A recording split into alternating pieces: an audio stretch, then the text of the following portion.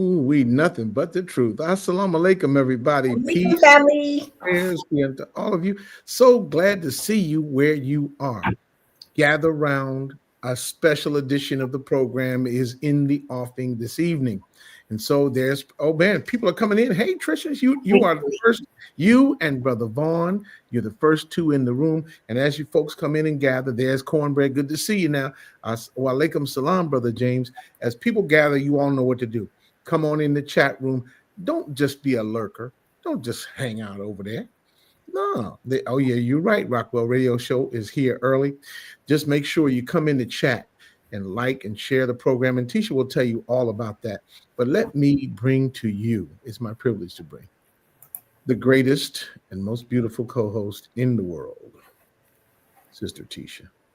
I'll go ahead and come forward. I'll take that. Assalamu alaikum, family. Welcome to another exciting episode of Nothing But the Truth with Brother Jamil and Sister Tisha. We are so excited to have you. You are in for a treat. Before we get started, before you're allowed to have your treat, we need you to help us grow this platform. And all you have to do is go over to our YouTube page, Nothing But the Truth with Brother Jamil and Sister Tisha. Like, share, and subscribe.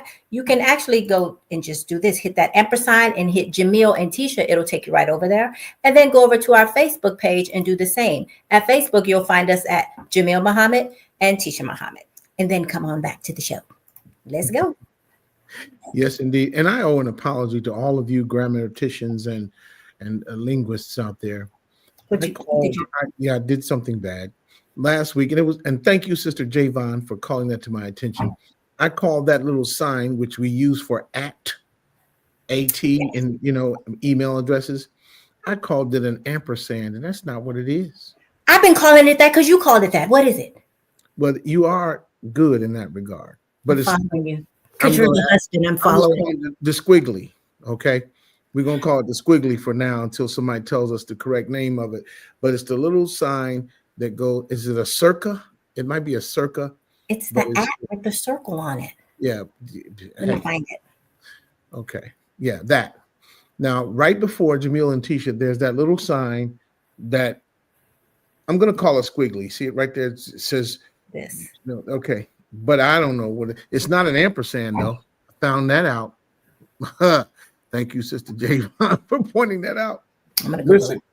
Yes, we do grammar here on Nothing But the Truth. We do it all right here, right here. Yes, it had. Take him. Thank you, DJ Rockwell. It has a name. Hey, Brother Harold is in from Greensboro, North Carolina. Wow, the whole gang is all here. Come on in, everybody. We've got a special program for you tonight. Sister Andrea, good to see you. We've got a special program for you tonight. And I want to just, and whenever Tisha gives me permission, I'm going to introduce the guest because we want to bring her with plenty of time to talk. One more person, and then we're bringing her. Wait a minute, Delisa. Yes. Assalamu alaikum. Alaikum, Sister Lisa. Alaikum salam. So they're coming in, and they'll be coming in. Make yourselves known. Prepare your questions because you're going to want to ask a question of tonight's guest. You heard me say earlier that our guest is Dr. Hassane Muhammad. You know that. She's an attorney and the founder of Elite Legal Services and Mediation, where she's provided legal and mediation services since the year 2020. A registered member of the Nation of Islam since 1996. She actively assists Brother Student Minister Abdul Halim Muhammad at Mosque number 32 in Phoenix in the ministry class. She's featured in the book Women of the Nation of Islam and is a devoted mother of 4. She also founded Elijah Academy. I think Sister Kelmer and she worked together on that. That's going to be something really we want to hear about, a Muslim school there in Phoenix. And also created PYTs, that's Positive Young Teens, an after-school program designed to support young girls, right, in the teachings of the Honorable Elijah Muhammad. But she'll tell you how it works. It's great. She recently appeared on WHID-FM. That's the podcast out of Baltimore with Brother Donald, Brother West, and the crew. And she launched her new podcast, Healing with Hassane. That's going to be great to see.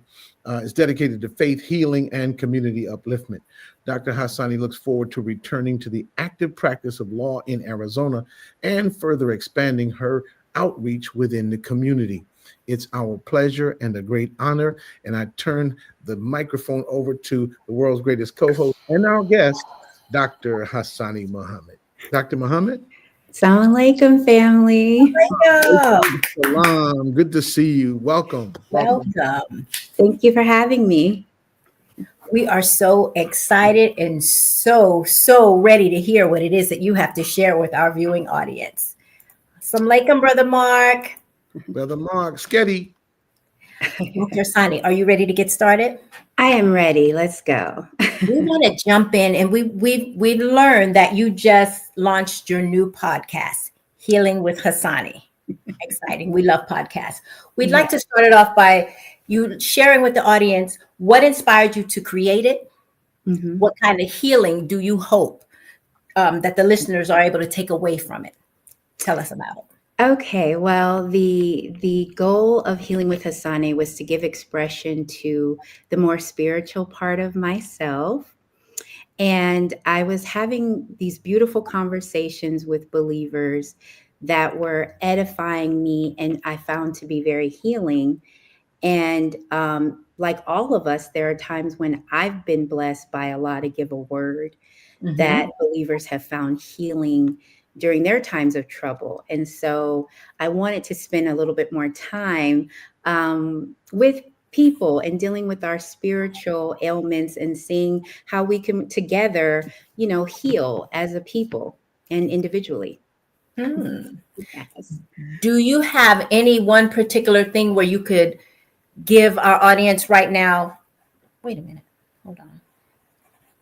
One particular thing that you could give our audience right now, if you were to say that they could start on their journey to healing, or if there's something they could do on their own?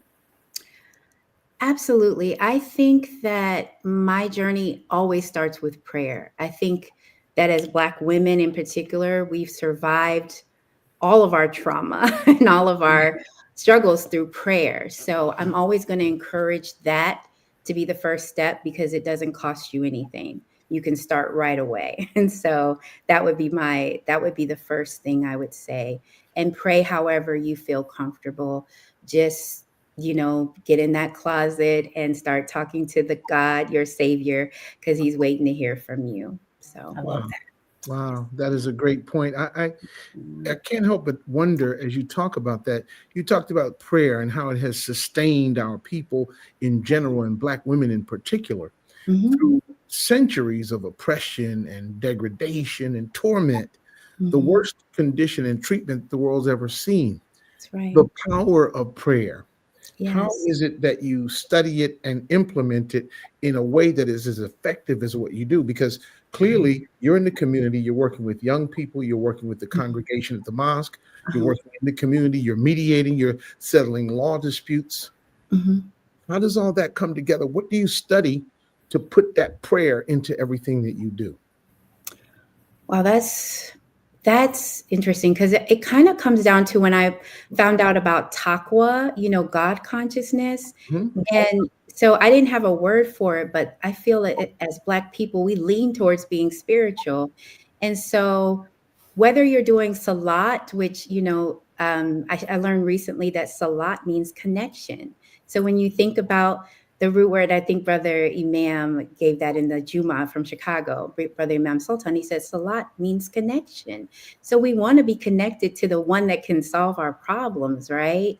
And so, and even ayat in the Holy Quran, it means conversation. I think Brother Halim shared that with me. I don't want to steal from anybody. I don't know that much. I have really great conversations with really smart people and they resonate with me. So prayer is something that we should constantly be in is what I'm trying to say. Yes. Wow. Thank you for that. Yes. Before we leave about the podcast, when can our viewers tune in to see the podcast? I haven't picked a date yet for the next one. Okay. I started out, I wanted to interview our minister, brother student minister Abdul Halim, about how to eat to live, because that's been, that's a number one way that we heal as Muslims.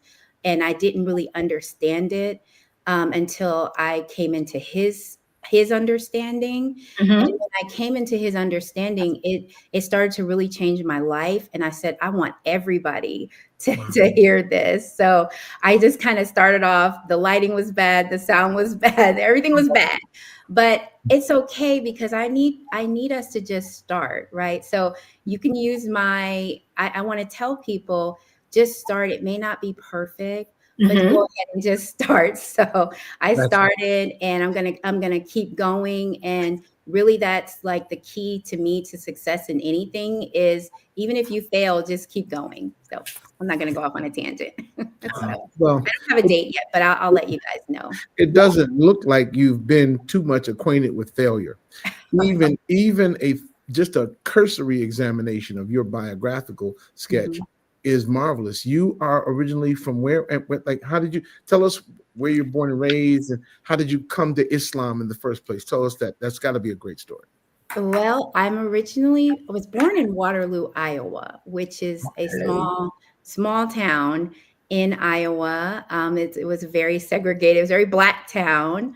Wow. I grew up playing double dutch, going to Crawford candy store, getting penny candy, and then playing Pac-Man when he had the little arcade games, and going to the forest, and like we would play, hide and go get it and all that crazy stuff. You know You what? know what children do? Jump on mattresses in the alley. Like that was, y'all don't know nothing about. None of that. About that.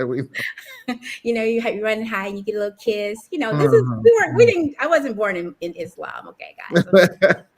That's okay. I had We a weren't regular either. roller skating, all Mhm. that fighting, all that stuff. So that was my childhood. It was very, very, very good, very happy, we rode our bikes everywhere. We came in when the street lights came out. We drank out of, water hoses. So that was Waterloo, and everybody knew each other. So small town. Great, great. And then you heard Islam. Tell us, like, how did that happen? Like, you got the message the first day, or did it take some time to make your way to the mosque community? It was like a lot. It was like Allah breadcrumb me. I used that term before, and not in the negative way that people do in relationships, but it was like he kind of threw stuff out there. Like I was in high school and I heard Public Enemy, and I remember the lyric, "Follow a Farrakhan. Don't tell me that you understand until you hear the man." Well, I never heard of Farrakhan, but it opened my eyes to Black consciousness, which put me on a course of study. And before that, I was a very sensitive child. And I do remember praying and asking God, about Black people, and would he come and save us. So there were little crumbs all along the way. But how I got really in the nation is I found a book in a bookstore in Ames, Iowa, and it was called The Theology of Time by Abbas Rasul. That's the first thing I ever read about the nation. And so I was learning about telepathy and the angels cutting a hole in the atmosphere, the mother plane. I got the whole science. Whole shebang. Yeah. That's like starting school with a doctoral level class. I mean, Those who may not know, the Theology of Time is a transcription of lectures by the Honorable Elijah Muhammad over a series of time in 1972, when he taught the theology of time, which is the title of the series, but he also taught the basic theology of the nation at the very highest level of understanding. To this date, no enemy of the Honorable Elijah Muhammad has ever been able to refute the theology of time. Yes. And it stands and can be proven in no limit of time. So you came right in the top. It's like entering the building at the penthouse level. All right, you got that. You came right to the penthouse. Jumped right in. Yes, I did. Oh, it was really quite the summer. I was supposed to be learning French, and I was taking an intensive French class because I really love languages, and I was pretty fluent in Spanish, and I was supposed to be studying French, but instead I was learning about planes and the Black man is God and Yakub and all kinds of stuff with no context. So yes. Wow, that's amazing. And so you started developing. I can remember.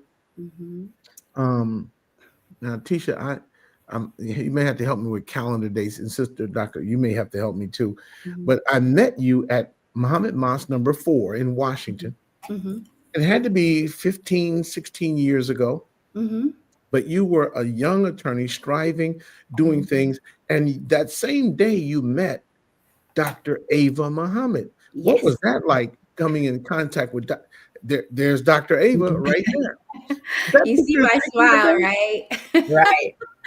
I was so nervous. It was a beautiful day. One meeting Sister Dr. Ava Muhammad, may Allah be pleased, but also meeting Brother Student Minister Jamil, because you have to realize I'm from a study group in Iowa. So I've watched many videos with you, Brother Student Minister Jamil, and I watched many videos with Sister Ava. So I felt like I was in the presence of greatness. You know, sometimes we don't see ourselves. I mean, I know that you both are very humble people, but you have to realize that to the new ones of us coming in that are watching the videos, we're seeing you, we're seeing Sister Dr. Ava, and we're marveling at you all's brilliance and your example and your help to our ministers. So, you know, we try not to, you know, have big eyes and little U's, and I try hard not to do that. But there are people that I genuinely admire and look up to. So I felt like I got a double blessing that day. So I just want to set the record straight. You know, All it's just praises. her, it's you too. Oh my gosh. All praise be to Allah. Yeah, there is there's a great arc, I guess. And I say this to our guests who may, of course, everybody knows that we are the radical Black militant Muslims. Everybody knows that. But even if you're not a card carrying member of the Nation of Islam yourself, that's okay. Mhm. Yeah. There's a message here, which is the universal uptick in the accomplishments and achievements and even the vision of people. So you were already a professional. You were Mhm. already an educated woman. You're Mhm. already a mother and a wife, and you're living and things are going great. How did you see yourself rising as a result of what you learned in theology of time and what you heard from Dr. Ava and others? How did that cause you to continually go upward? Well, I didn't have any of those things until the Honorable Minister Louis Farrakhan came in my life.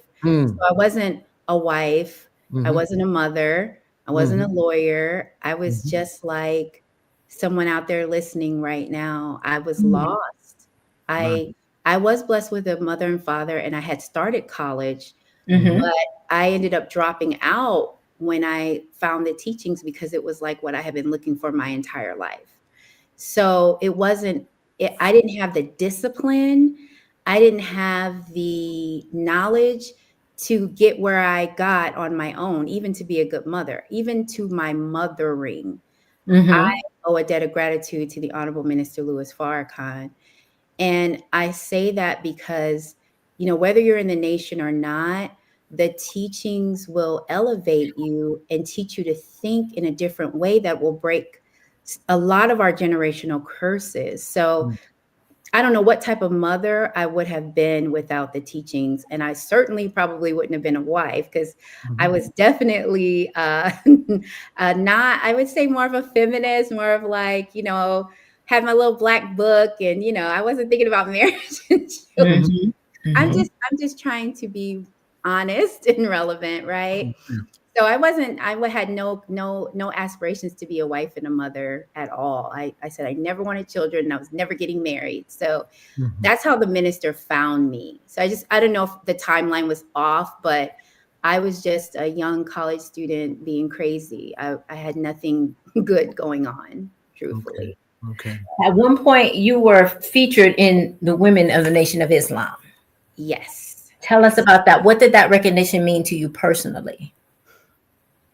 I think when you're actually going through it, you never feel like in the moment that you are worthy to be in the book. Even when I read my bios, and I'm sure you all have experienced this, Brother Jamil, you've been a lot of places. It's like, did I do that? You know, because when you're in it and you're doing it just because it's something you love, you're not really thinking about, am I leaving a legacy? Am I doing something that's unusual? Because it's just you being you, right? Mhm. So I was honored because, you know, Mother Tynetta's in that book, Sister Ava's in that book. You know, I was like, wow, this is something that, you know, I would have dreamed about because I do want to give to my nation. I've always wanted to help the minister. And so I was very pleased that they thought enough of your little sister Mhm, from Iowa to mhm. be formalized in that book, Women in the Nation of Islam. So praise be to Allah. It's Praise is exciting. due to Allah. Congratulations. You are watching Nothing But the Truth with Brother Jamil and Sister Tisha. Our guest this evening is Dr. Hassane Muhammad, attorney, mediator, sister, minister, teacher, and community activist, all of that. And she's with us tonight all the way from Phoenix, Arizona. We really appreciate you being here. Had to make that announcement. I'm going to go back to Sister Tisha. I know she has that level of conversation that I don't, but I'm just excited because you think that you're looking at greatness when you look at others.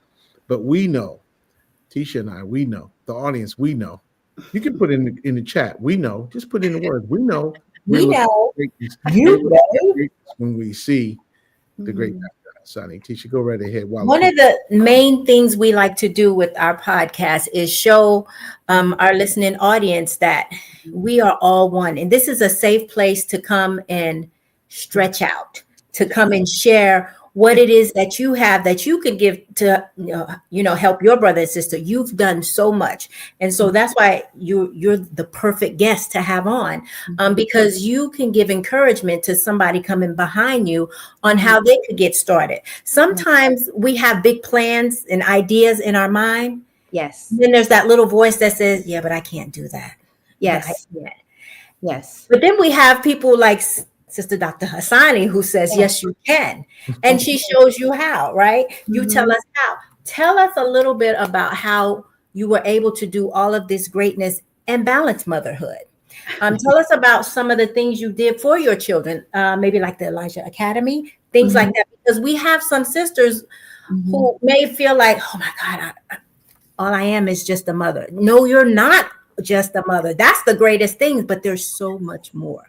Yes. Get Wow. into. Tell us Letitia. Yes, ma'am. Well, I will say this, that one, you only have one life. And so one. one thing I live, the not just the length of it, but the width of it. And I Come don't know on. who said that, but that always stuck with me. Like, don't just lead a long, narrow life. Lead a big life if you can. Yes. And so what people don't know is I didn't get my law degree till I was 40.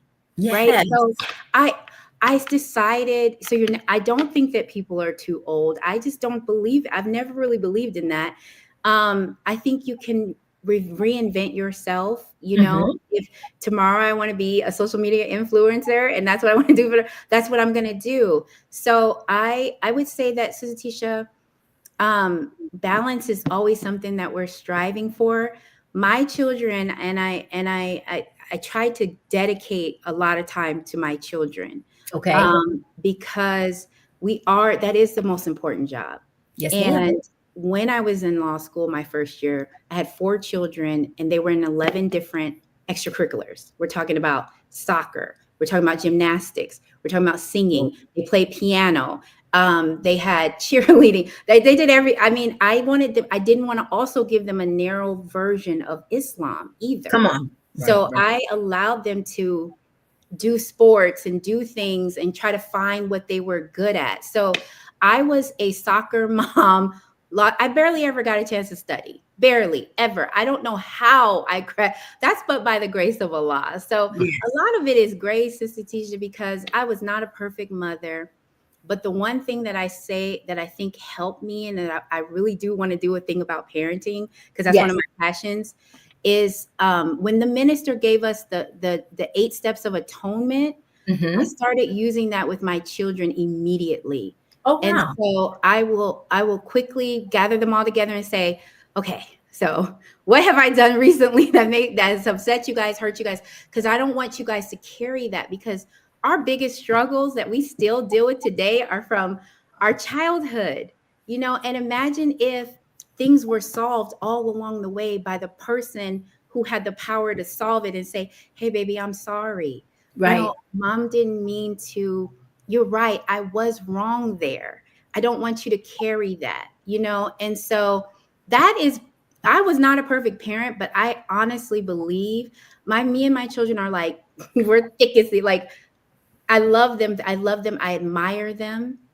And being a mother is the top tier thing that I've ever done, but I haven't done it perfectly. That's all I want to say. Am I talking too Right. long? No, you were great. That's beautiful. That Okay. gives me such an inspirational lift because Yeah. to honor motherhood and to honor your children and respect them Yes. seems to me to be the kind of an action that ties together generations and Yes. makes a people stronger.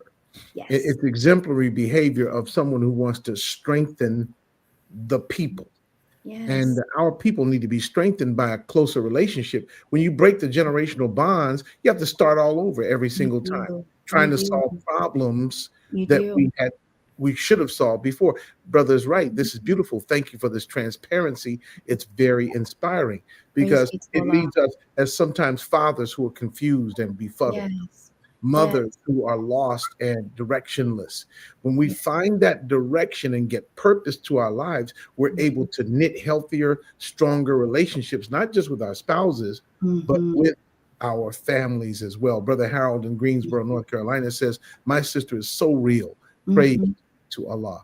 So Mhm. this is coming in from all over the country, Dr. Hassani. And I'm wondering, as you move around the country and you see programs and efforts and ideas afoot, Mhm. what do you think was your inspiration to? We've already talked about the podcast and your Right. education and something about your motherhood, but as you start organizations, Mhm. like the Elijah Academy, Mhm. what was it that was the spark that said, we're going to do this? Okay. Well, Elijah Academy actually was started in Iowa. So the school that I think you were talking about with our Professor Kelmer is Mastering the Basics here in Phoenix. That's her school that she founded and just recently opened. We're all very, very, very proud. Great. And I came in and I taught a little bit because I wanted to get back into teaching. Mhm. But I started a school in Iowa called Elijah Academy because we were attempting to become a mosque. We were having a lot of babies. Yes. And I had never been trained as a teacher, but Mhm. it was out of love. You know, I saw I always see problems. I saw us, you know, we used to have very long meetings. Like we had very long meetings, and the children would just be forced to sit for hours and listen to Yes. a lecture. And I always had this keen sense of justice, like they're young. Why do they have to do it? So then it started off with Sunday school. So I was like, well, I'll do Sunday school. I'm going to make the mosque fun for the children. I've always wanted them to love Islam. Yes. You know, I've always wanted people to love Islam because Yeah. there's more.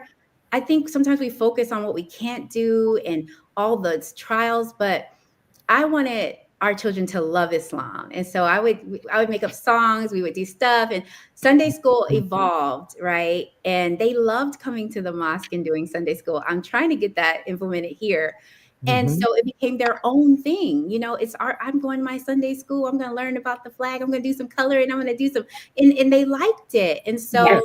I feel like that's something that's important to me. So then Elijah Academy came where I was like, okay, we need to keep our children out of these schools.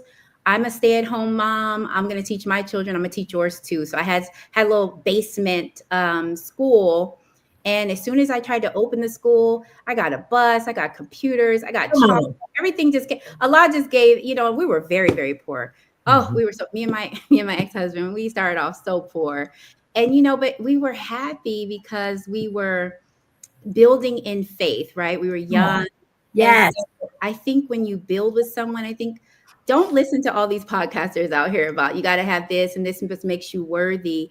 If you are sincere and you have a plan and a vision and you build with someone, that's a very good connection to have. And so I charge $15 a week for each child, and they would all come and in my basement, and we would Yes. cook, and I would teach them science and math and everything. And to this day, my students, they still reach out to me. I have letters. I have one of my students wrote a book, and he dedicated, his name is Tyrions. He dedicated the opening of his book to me. So there's nothing better than giving back.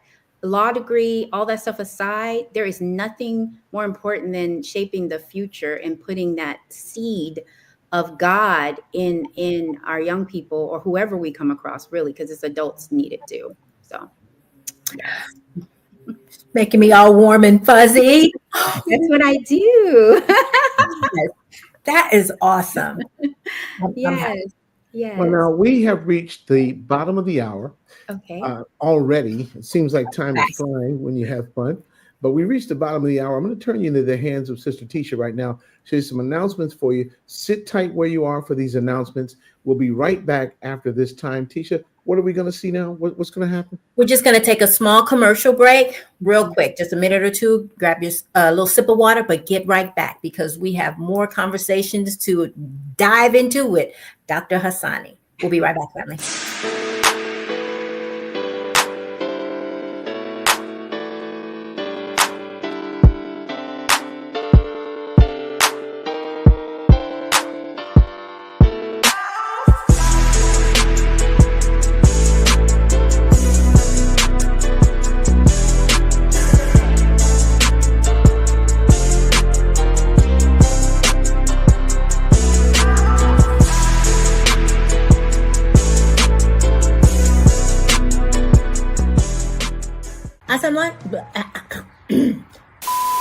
Assalamu alaikum, family. Assalamu alaikum. What are we saying? What are we doing? Woo! Assalamu alaikum, family. Assalamu alaikum, family. Assalamu alaikum. We want to thank you for taking the time to tune into Nothing But the Truth with Brother Jamil And Sister Tisha. We thank you for every Thursday night joining us for appointment viewing. 8 p.m. Not 8 a.m. Yeah, I'm going to come in on the PM. Yeah, 8 p.m. Thursday nights by YouTube, by Facebook, by Instagram, by all the other means by which we can be seen. But we thank you because without you, as a matter of fact, here the Manhattans, there's no me without Why does you. he always do that? Assalamu alaikum. There's no me. You didn't say assalamu alaikum. You didn't say assalamu alaikum. Oh, assalamu alaikum.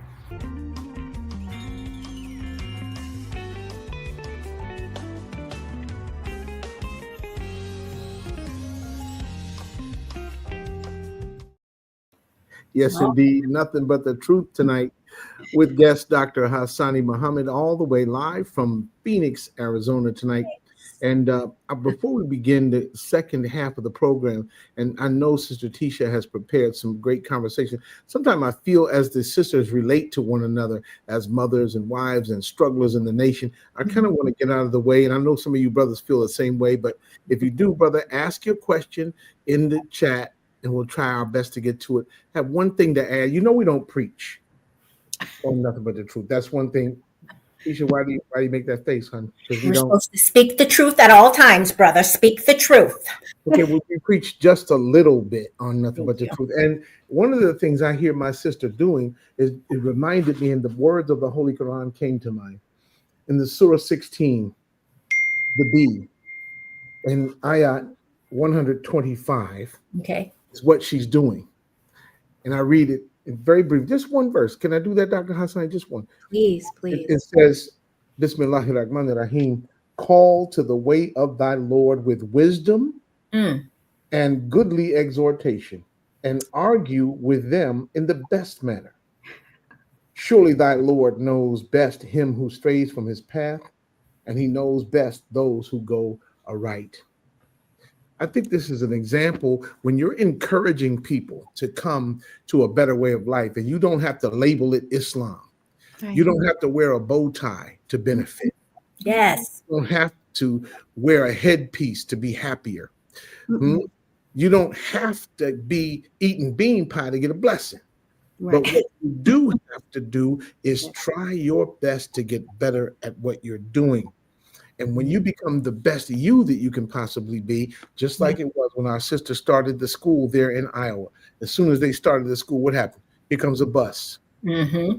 Here comes the computers. Here comes the textbooks. Black Here people. comes supporting material that they needed to keep the idea going. Mm-hmm. And in the darkness of education today, what we see in a public school system is a mess. Yes. So we got to get behind independent educators who do the right thing for the right reasons. So I'm going to back out. I'm going to let y'all have the conversation, but I just had to bear witness, and I had to, I had to shout. I could pull out my tambourine. Give me 1 minute. Uh-oh, you better save him. I'm about to mute his mic. It's okay. Um, what struck me so about what you were saying, what I love so much is how you focused in on the youth. You saw the need and focused in. And I just got a soft spot for our little babies because if we but knew how important they are and how not to leave them just sitting there in the chair in the mosque, to make sure that they are fully engaged so that they learn to love their Islam from early on, right? Yes. Make it fun. Make them know that this is a fun life to live, right? Right. It's a disciplined and balanced life, but it's a fun life to live. So I thank you for that. I want to talk a little bit about the program that you started for the youth too, the PYTs. Yes. Positive young teens. I do want to hit on that, but when you were talking, I thought about what had caused me to want to foster. Just real quick, I want to tell you, one of my best friend was a foster like for 30 years, and I watched her foster and foster and foster. Well, when I finally said I was ready to leave corporate, I'm ready to foster. It was like such a calling for the youth. They need it, right? They need it, but for whatever reason, I only fostered little black baby boys. And they let me choose. And I was like, I don't know why, but it was something telling me just the baby boys. Yes. And I felt that strong desire that I had to pour. Allah blessed me to be able to pour into these little black baby boys. Already, society was already, for whatever reason, they may be coming from a hard place, right? Yes. Yeah. But our babies need love, attention, kindness, softness, and we have that to give if we just dig deep. And so I was just moved by what you said. Just by starting the Sunday school and then going to the Elijah Academy, it don't take much, but it had a huge impact. I believe. And one of your students wrote about it. I mean, come on, right? So we can all just get in where you fit in and start where you at, and Allah will bless you. Because you're trying to bless somebody else. It's just great. All right, let's get off the soapbox, but I'm glad. No, please tell us, please, what was Positive Young Teens, or what is Positive Young Teens? You know, you make some really good points. Positive Young Teens was a way for me. I homeschooled. We did the mosque thing, and I'm sure a lot of the believers know. Study groups fall apart, things change. And as mothers, sometimes we make difficult decisions. So one of the most difficult decisions I had to make was to put my children in public school. We no longer had a mosque. I felt like I needed to work, and I had laid a really good foundation with my children.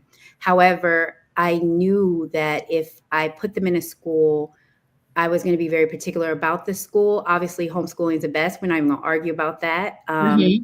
But sometimes as mothers, you know, I don't want sisters to ever feel bad about making the tough calls, because if in an ideal world, we wouldn't even have to make these kind of decisions. Yes. But I had to put my children in public school. So I want you all to benefit from what I learned. So I was very involved in the PTA. I pretty much took that over, became the president of the PTA. But I also wanted to create an environment to elevate the girls to where my daughter was interacting with, right? Yes. And so I started after school program, and I was basically still teaching the same stuff. Like Brother Jamil was saying, we have a universal teaching, and it's universally beneficial. So I was teaching them how to sew. I was teaching them how to drill. I was teaching them just all the girl stuff. Because a lot of times you'll see, when we're not involved with our people or the public schools, we don't really know how many things our girls are missing, right? So we talked about hygiene and all the things that some sisters don't get till they come to the MGT class, right? Because you have younger and younger mothers having babies, and things are not being passed down like they used to be. So I love doing Positive Young Teens. But of course I started teaching them their history, and the drilling. And that's when I ran into issues with the administration. There was a Black principal there, and he pretty much let me do everything. But I ran into a problem with some of the white female teachers who were spying on my class. I have the craziest story, but I won't necessarily get into it. Well, you don't have to get into it, but let me just ask you, isn't it ironic? They spied on your classroom for teaching discipline, drilling, hygiene, the knowledge of self, dignity, manners, morals. Mhm. But while the girls were savage and running around wild as could be, they didn't have anything to say about that. No, The no. educational process, and even in the public schools, I've seen this, Dr. Hassane, I don't know if you could agree with it, because you're a Northerner. Mhm. I have to say this. And Tisha, you're a Northerner. Mm-hmm. But I remember in the South, living in the South in service of the Honorable Minister Louis Farrakhan, the school system remained de facto segregated Mhm. and still does to this day. Mhm. But one of the byproducts, unintentionally, I'm sure, by the people who imposed the two-tiered educational system, one of the byproducts of that system is that those educational professionals who went to Mhm. Fort Valley State and Mhm. Albany State and Mhm. Morgan State and Fayetteville State and North Carolina A&T State University and Howard Mhm. University and these other Black colleges, when Mhm. they come out from Grambling and Prairie View and Texas Southern, when they come out, Mhm. they understand how to impart to Black youth, you got to be twice as good. You got to make sure you're excellent. You have to be the very best at what you do. And my children benefited from that in the public Mhm. school. But Mhm. in these big cities of the Midwest and the Northeast and the West Mhm. Coast, often the public schools are killing fields. And it's not the students killing each other. Like Mhm. you said, sister, it's the administrators and these teachers who do not share demographic or cultural commonality with the student body, destroying the young Black minds. And so we Right. applaud you for building those minds back up. That's right. Praise be to Allah. I thank Allah. I thank Allah. Thank Allah. But even with the adults, Brother Jamil, when we talk about love, you know, um, I find that the adults that are drawn to me, that come into my life, they need a form of love and healing as well. Yes. So I find, especially, and shout out to 32. I absolutely adore my believing family at 32. Um, just one of the greatest mosques in the nation. I agree with that. Anybody? So because it's a very loving environment, and I had kind of determined that I would try my best to represent love. I remember when Brother Student Minister Rasul was talking about that when he was doing the love thing, and it really struck me because I always felt like that was missing a lot in the experiences I had in the nation. And so I didn't really ever feel loved, until I decided to, one, love myself and be loving towards my people, be more loving. And so I really do try. I'm not perfect at it, but I do try to, it's not that hard. It's getting easier. The more stuff I go through, it's getting easier to love. So adults actually are just children walking around with better manners, I guess. But they respond in they respond in a similar way to the love and care that Allah blesses to come out of me. So I just kind of let it flow for whoever's in my sphere. So I was going to ask you, what does healing look like to you? But I think you kind of answered it. Is it love? Being able to receive it and heal it? It is love. It's love and law. And the reason law is healing is because it gives us a structure upon which to heal, right? So if I'm trying to heal, Sister Tisha, say I was abused, and which a lot of us Black women have been abused, right? The law of how we're supposed to handle one another, things we're supposed to do and not do, it gives me a safe space to even start to heal. But if I'm constantly being triggered, if I'm constantly being abused, if there's no law, then I don't even have a space where I can begin to heal. And the other part of healing, I really study a lot about the mind, right? And obviously, I anything the minister brings to us, such as auditing, that was very healing for me. I only got one auditing session, and I used to be old school. I used to spank my children. My first daughter, she knows, because that's how I was raised. And I got audited, And I went back into a time where I was, don't be mad, Dad, if you're watching this, because you know I love you. But I went back into a time where I got spanked for something that I did not do. And the feeling of unjustness, I think it stayed with me. So when I was audited, I realized how detrimental it is to beat your children when you're angry, And then I realized my children are so soft in their spirit. I'm not spanking them anymore. My children, they didn't require it. It didn't require it. But now I'm not saying, for all the Black people come at me, I'm not saying not to spank your children. But what I am saying is you have to study your children. Some children, that breaks them. It breaks their spirit. And so you have to be very careful in how you do it if you're going to do it. So I'm saying to us as Black parents, we need to relook at everything that we're doing. And we either need to change the intention and the spirit behind it, or we need to let it go. So after I got audited, I came home and I told my ex-husband, now he's my ex-husband, still a good brother, that I don't want to spank them anymore. I don't want to do that because it's something violent and something just didn't sit right with me anymore. So that was from auditing. Okay. So, and I apologized to my, especially to my oldest daughter, because we had a thing where I thought she was mouthing at me and I think I flipped her. And, you know, even though as Black parents, sometimes we take pride in that, like, hey, I'll take you out. You know what I mean? But it stuck with her. It her, and she's a girl, and, you know, so there's a lot of things. So I'm not, you know, I've had people ask me, because my children, they're amazing. I'm sure we all think my children are really amazing. And people have asked me about parenting. And I said, you know, it'd be nice if we had a Muslim parenting guide or things we could offer to the entire community. But atonement, love, and really analyzing our children. Like, every child does not have to be beat within an inch of their life. Right. You know?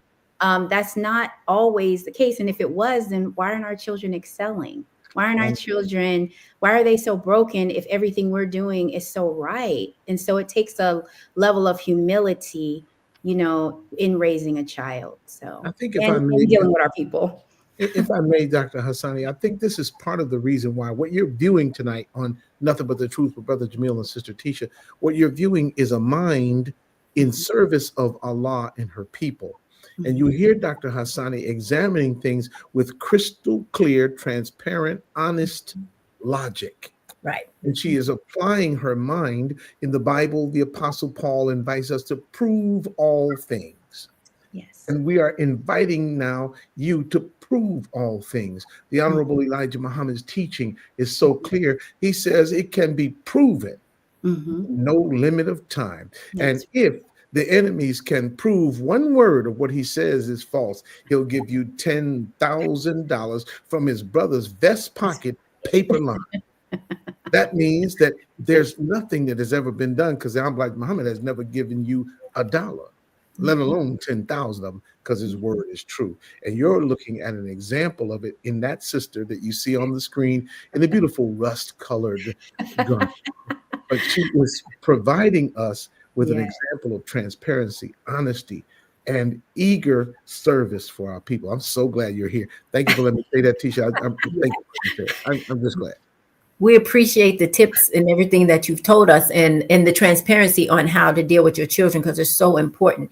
If we were to ask your children today, how would they describe you? What would you think they would say? What would they say about Mom? I think they would say that I am loving. Yes. They would say that their mom has shown, they say they're proud of me because they've seen me, not because I've been a perfect mom, but they've seen me fall and get back up. Come on. They've seen me fight myself, you know, because I'm very transparent with them too. Like, this is something that I struggle with. Like, I may make good decisions over here, but I don't make good decisions over here. And that has affected and impacted you all. But they respect that. And it's funny because the more human you are with your children, I feel like it's the more they respect you, as long as, well, my children are just generally respectful, but I feel like they would say that I am fearless, even though I have fear. They would say that I'm honest with them. I keep it real with them, but that I think they know that I adore them. I think they know that. Yeah, I adore them. So yeah. That's important. That's important. And if I may, because we don't. One thing we don't do here on Nothing But the Truth, we don't preach. I just want to. This You happens. got the Quran again. I got mine right This here. happened to be my hand, but I just say What? the Honorable Minister Louis Farrakhan tells us and tells us what we need to do, and we take it from him. Why? Why do we take even the most stringent of correction and chastisement? Because he embodies the principle that he whom Allah loveth, he chasteneth much. Yes. The Honorable Minister Louis Farrakhan can correct us because he first showed love to us. We try to correct our people without showing them love first, and that doesn't work. This song that we used to sing in little junior choir, oh, how I love Jesus, oh, how I love Jesus, right? Yes, Jesus loves me. I love him. Why? Because he first loved me. That's right. And that's the beauty of what you're saying tonight, sister. I'm excited to have you on this program. And that's why we started this podcast. Let's be honest about it. We wanted to bring the very best of minds to our people. Sometimes, many times, they're Muslims. They're followers of the Honorable Minister Louis Farrakhan. That's great. Some people don't even know we have this greatness among us. Right. Sometimes they're professionals from the world outside. Right. And they come in and they bring us those things that help us climb up another level on the ladder. But what you're showing tonight is that Tisha and I are the smartest people in the world. Absolutely. That's right. Absolutely. Because we brought you on our program. That's right. That's right. Because you got to be able to see, but I do see y'all's brilliance. Our minister always, and I know he's gotten this from the minister, but when it says, "Blessed are the pure in heart, for they shall see God," it really means that if we can really identify the good in each other and really see God in each other, that's how you know that your heart is being pure. And so a lot of times when we talk about love, because this we're dealing with real stuff here, because I don't want anyone to think that my day has been perfect. My day has been horrible today. Okay. Oh, no. But yeah, I've had a really, really bad day. And sometimes when we're dealing with our people, they don't understand there's another part of love. And some believers, we were having a conversation, and our minister was saying to a believer, he said, if someone sees you in wrong and they correct you, do you think that that's love? Or I'm paraphrasing, right? But the point that he was making was that if I see you going off and afar and I'm with you in that, I don't actually really love you. If I see my sister Tisha and we're just slack talking, gossiping, tearing down, and then another sister comes up and says, Sister Tisha, we shouldn't be doing that. You think the one that's with you in the mud loves you, but it's actually the one that's saying, Sister Tisha, don't do that. Not do that. That actually loves you, right?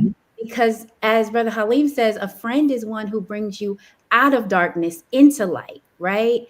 So we need to be bringing people out of darkness and into light. But if I'm there with you in the darkness, I may not love you as much as you think I do, right? Sometimes we don't even know what love looks like. We think love means I'm always agreeing with you, I'm protecting you when you're wrong. But I've learned, because I was like that too, so I don't want to, start preaching, but I just wanted to add that point about love, right? That there is a balance to that. And sometimes we have to mature to actually know what it's like with our parents. They were strict on, we don't know why.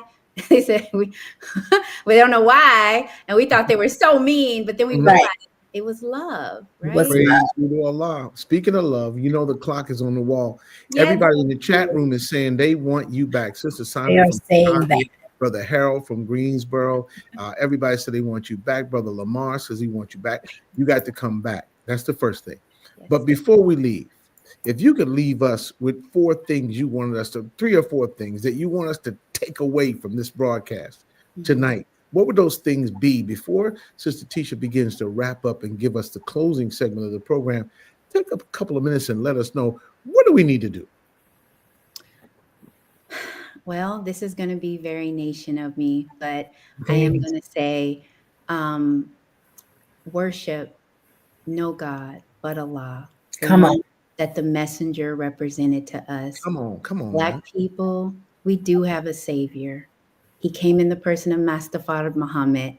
And so if you give yourself a chance to get to know who God is, it's one of the greatest things you can do for yourself. Even if you don't join the nation, even if you just have a different understanding of your Bible, I need you to understand that we do have a savior. That's number one. And when you know that you have a savior, you can get through these very trying times that we're going through. So know your savior.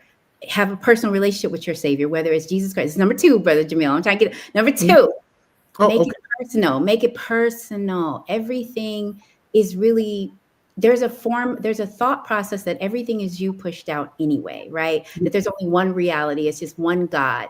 So make everything personal in terms of when you're talking to Allah, he's nearer than your jugular vein, right? He's with you. He inhabits you. So get to know and fall in love with that personal part of him and you that are together on this journey. You have to have a personal, because you may not be able to go to church, may not be able to go to the mosque, you may not be able to, but you have to be able to reach in. So that's number two. Number three, and this is something I struggle with, seek assistance through patience, which is first, and prayer. I'm good with prayer, not as good with patience. But what I found is when I'm impatient, I have burned things up with this in particular. So that would be like number 3 and 4 together. Come on. Careful with the heat of your emotions. I'm a very passionate person. So the same way that my tongue can be used to heal, it can also be a weapon of destruction.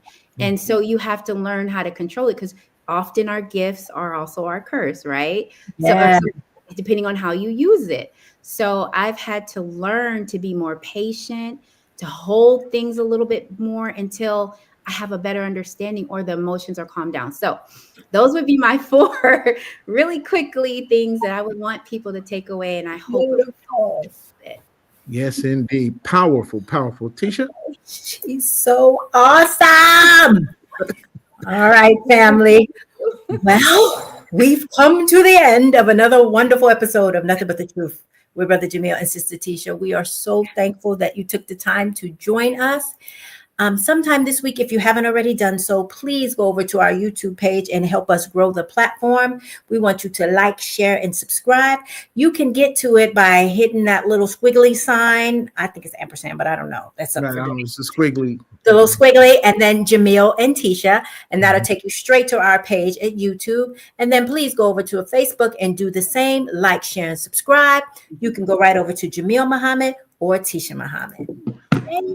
All right. We have come to the end of another fabulous edition of Nothing But the Truth. Be with us next week at 8 o'clock Eastern, 7 Central, and when? 5 on the West Coast.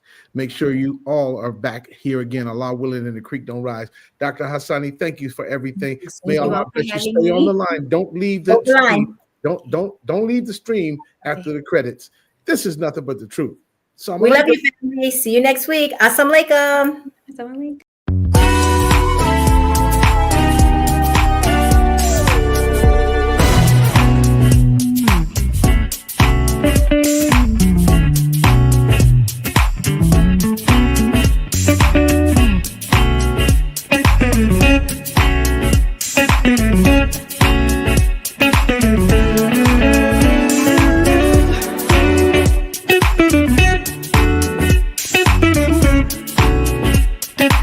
Thank you.